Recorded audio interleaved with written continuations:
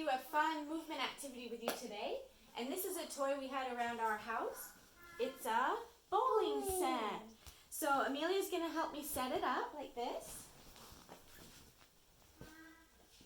Now, if you don't have a bowling set in your house, you can use any kind of toy or, those are the balls.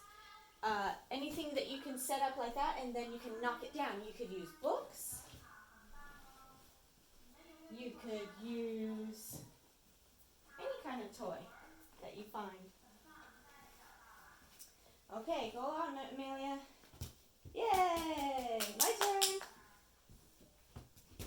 Yeah. So, bowling is good exercise for swinging your arm, swinging that arm around, and resetting up the pins every time. Come on, Amelia. Yay! Same score as last time. Can you find anything around your house that you can use for a bowling game like us? Have fun.